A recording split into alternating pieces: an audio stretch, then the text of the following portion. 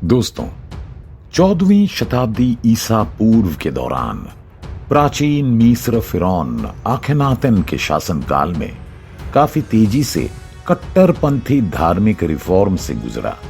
उसकी great royal पत्नी और मिस्र की रानी नेफरटिटी उस गंभीर समय के दौरान एक शक्तिशाली और प्रभावशाली हस्ती थी।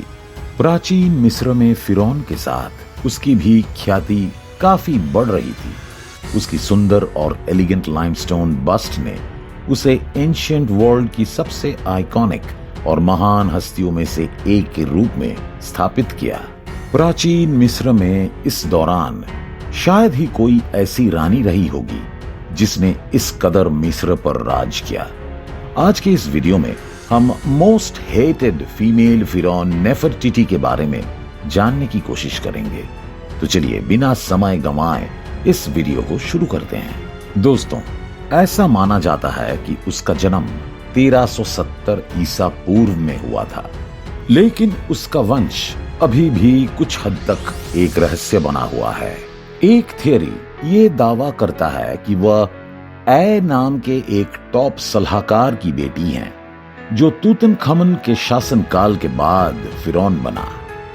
इस थियरी में एक मेजर फ्लॉज ये है कि ना तो ए और ना ही उसकी पत्नी टे को कभी भी नेफरटिटी के माता पिता के रूप में क्लियरली रेफर्ड किया गया है।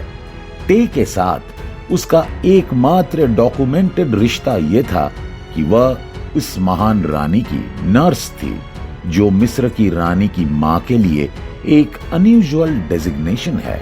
एक दूसरी थियरी का प्रस्ताव है कि वह आमेनहॉटेप III की बेटी थी, लेकिन इस हिसाब से तो वो अपने पति आखेनाटन की सगी बहन बन हो गई।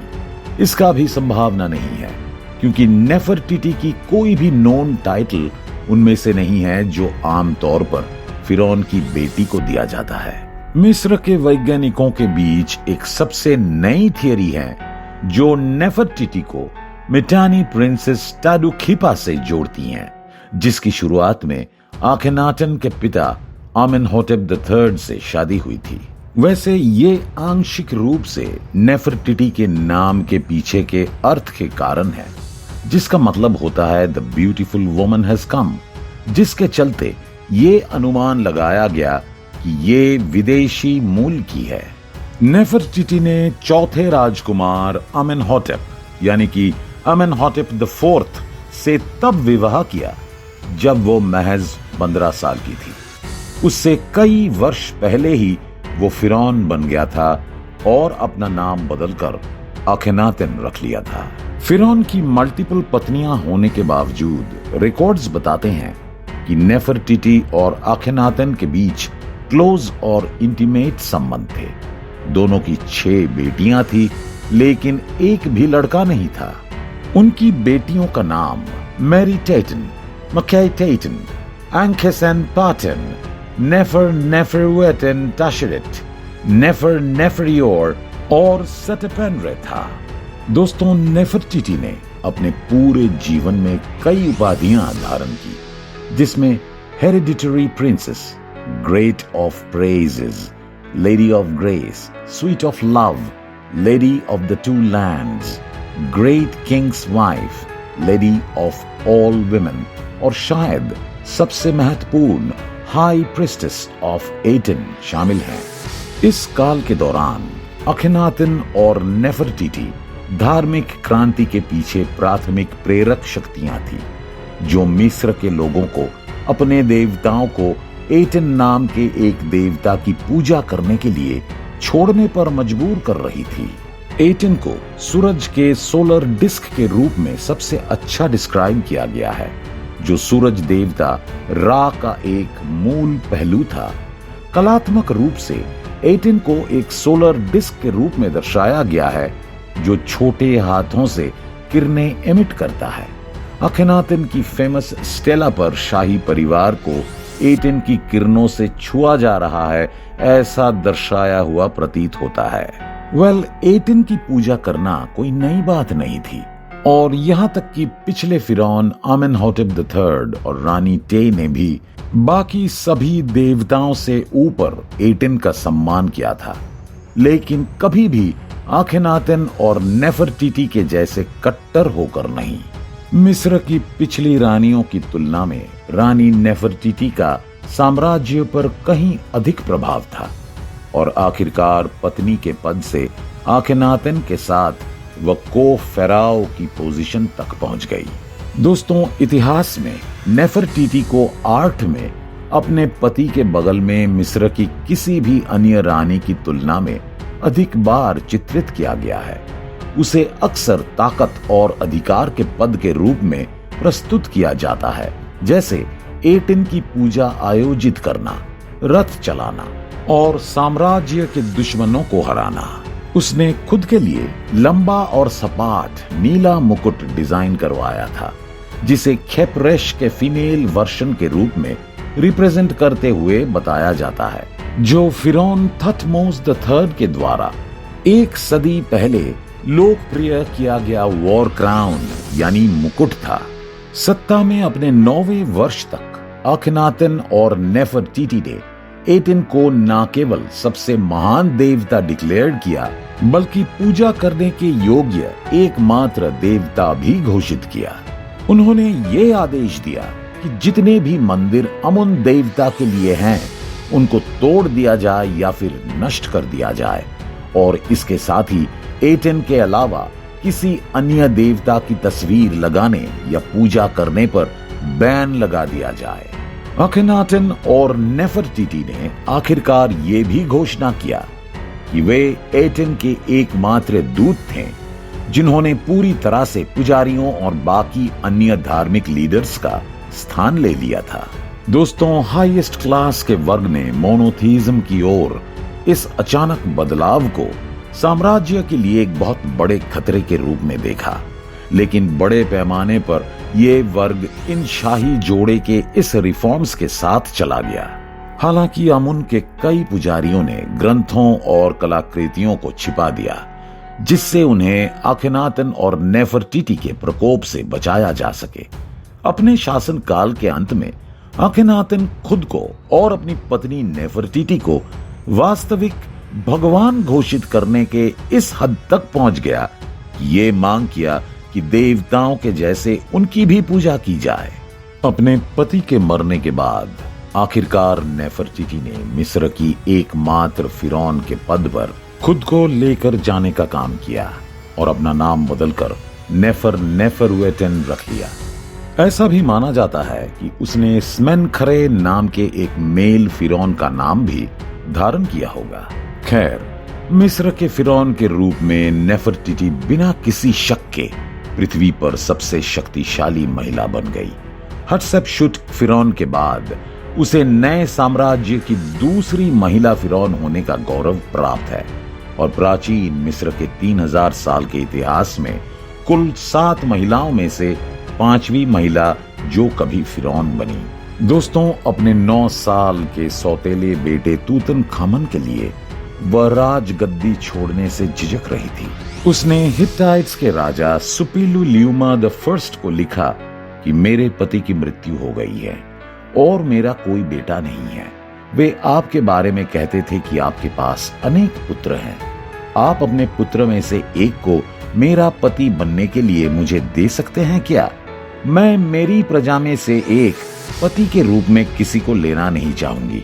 मैं डरती हूँ। ये असाधारण रूप से एक निराशाजनक प्रस्ताव था, क्योंकि न्यू किंगडम मिस्र की शाही महिलाओं ने कभी भी विदेशी राज परिवार से शादी नहीं की थी।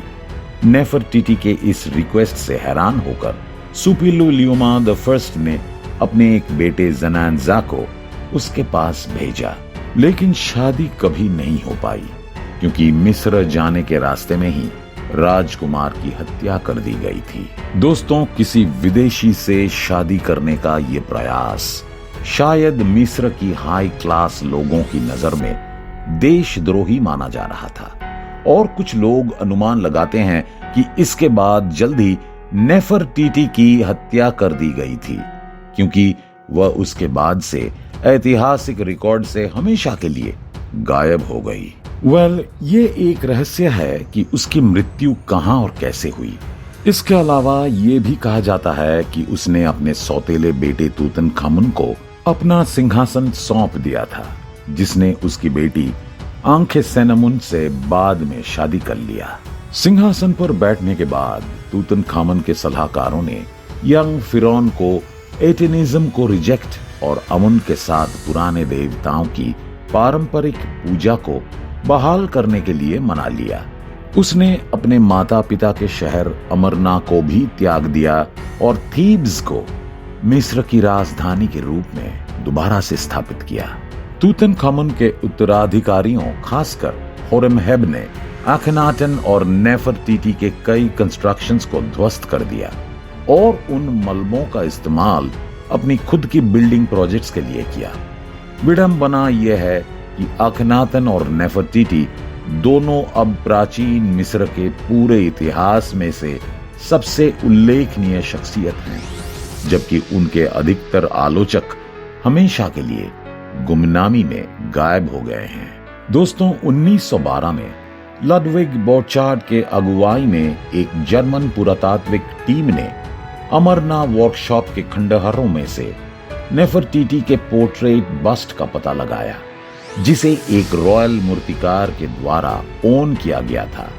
बस्ट यानी कि प्रतिमा को पहली बार 1920 के दशक में बर्लिन म्यूजियम में दिखाया गया था और इसने तुरंत ही अंतर्राष्ट्रीय स्तर पर अपनी ओर सबका ध्यान आकर्षित किया, जिससे नेफरटीटी सबसे अधिक पहचाने जाने और सुंदर महिला हस्तियों में से एक बन गई। खासकर जर्मन तानाशाह एडोल्फ हिटलर को जर्मनी के कब्जे में नेफरटीटी की प्रतिमा होने पर गर्व था। उसने इसको कुछ इस प्रकार डिस्क्राइब किया: a unique masterpiece, a jewel, a true treasure. Hitler के टॉप अधिकारियों में से एक हरमन गोरिंग ने एक राजनीतिक जेस्चर के रूप में इस प्रतिमा को मिस्र को लौटाने का विचार किया था, लेकिन हिटलर ने अपनी असहमति जताते हुए कहा कि मैं रानी का सर कभी नहीं छोड़ूंगा। 1945 में बर्लिन पर पड़ोसी देशों की बमबारी के दौरान इस मूर्ति को एक जर्मन सॉल्ट खदान में छिपा दिया गया था और युद्ध के अंत में अमेरिकी सैनिकों द्वारा इसकी खोज की गई। मिस्र ने रिक्वेस्ट किया कि संयुक्त राज्य अमेरिका प्रतिमा को उसकी मातृभूमि को लौटा दे, लेकिन उन्होंने इनकार कर दिया और मिस्र को नई जर्मन सरकार के साथ मामला उच्च स्तर पर उठाने की सलाह दी। दोस्तों, बस्ट वर्तमान में बर्लिन के नॉयस म्यूजियम में रखी गई हैं, जहां ये दूसरे विश्व युद्ध से पहले रखा गया था।